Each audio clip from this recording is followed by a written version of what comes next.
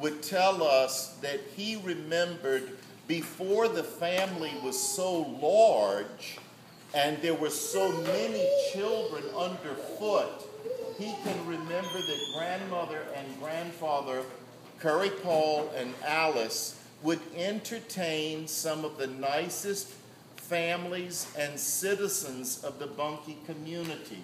There was nothing short of who they were in a new little town that was up and growing. And Grandfather KOJIS, Curry Paul, was making a name for himself in the community as a business person, eventually a painter.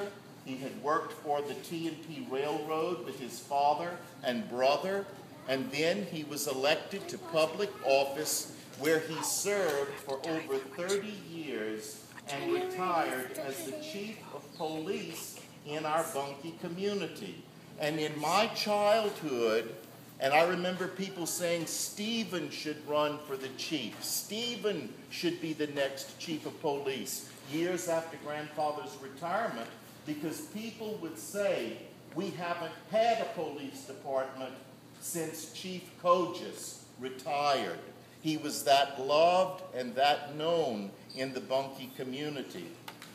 The thought that their lives brought issue to 13 children and that we are the descendants of those children is the most loving and beautiful memory.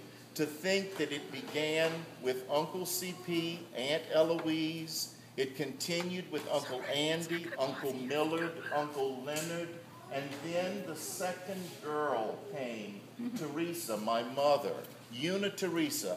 My father used to say, Una means one. One, only one, Una Teresa. My father passed away in 1979 and was one of the first to lose in terms of the in-laws in the family. Grandfather KOJIS passed away in 1972 from a very, very short bout with cancer.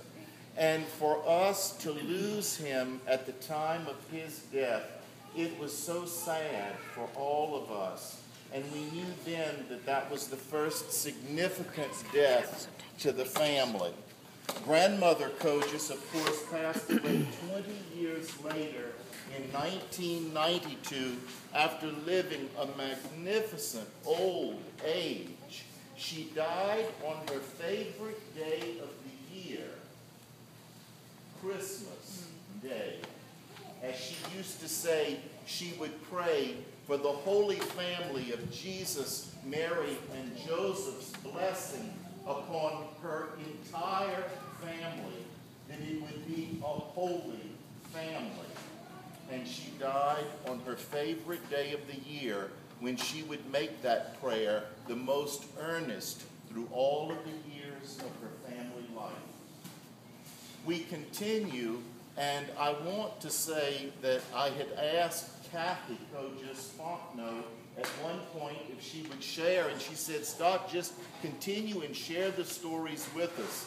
But for us who remained in Bunkie, and that was Uncle Leopold, Uncle Stephen, and my mother, Aunt Teresa, we were the ones that used to have to receive the letters most often, occasionally by phone call, but it would be by letters to say, Mother, Dad, we're coming home, and we knew then